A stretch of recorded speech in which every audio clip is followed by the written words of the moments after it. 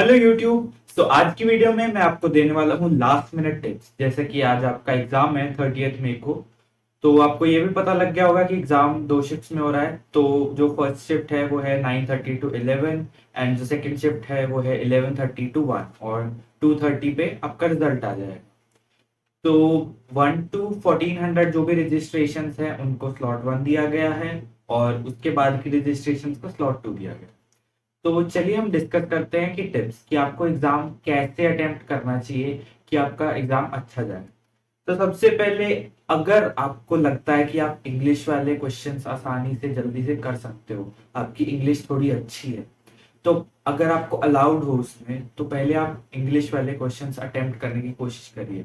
और ये कोशिश करो कि इंग्लिश के क्वेश्चंस में आप कम से कम टाइम लगाओ, ताकि आपके फिजिक्स और केमिस्ट्री जैसे क्वेश्चंस में ज्यादा टाइम बचे। क्योंकि आपको पता है कि 90 मिनट्स मिलेंगे आपको और 100 क्वेश्चंस है। तो एक क्वेश्चन के लिए 1 मिनट भी नहीं है पूरा। तो मेक श्योर कि आप जो आसान क्वेश्चन है उस पर कम टाइम लगाओ। और जो भी आपके इस टाइप के इजी इजी क्वेश्चन है, जो वन वर्ड टाइप क्वेश्चन जिसमें कोई कैलकुलेशन नहीं लग रही, जस्ट आपको देखना है, अगर आपको आता है तो टिक करना है, तो उस क्वेश्चन में आप कम टाइम लगा सकते हैं। और कई बार हमें सही आंसर नहीं भी पता होता, उसकी भी एक ट्रिक है मेरे पास कि जैसे आपने क्वेश्चन देखा, उसके 4 आंसर है, आपको कोई नहीं आता, आपको वो क्वेश्चन नहीं आता, तो आप क्या करते हो, कोई भी आंसर चेक कर देते हो, कोई भी आंसर टिक कर देते हो। बट उसकी जगह आप, आपके पास पूरा 1 मिनट है सोचने के लिए उस क्वेश्चन के लिए।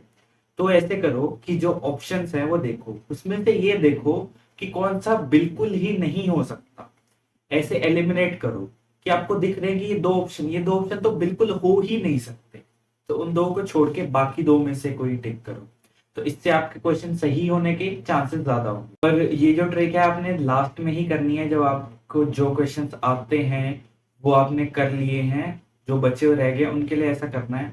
और फिर जिसमें ये भी नहीं हो पा रहा है, तो लास्ट में आप सारे क्वेश्चंस को ऑब्वियसली रैंडमली टिक कर सकते हो। आपको कोई क्वेश्चन छोड़ के नहीं आना है, बिकॉज नेगेटिव मार्किंग नहीं है। तो आप कोई भी अगर आंसर टिक करके आते हो, वो सही हो गया, तो आपको उसका स्कोर मिलेगा।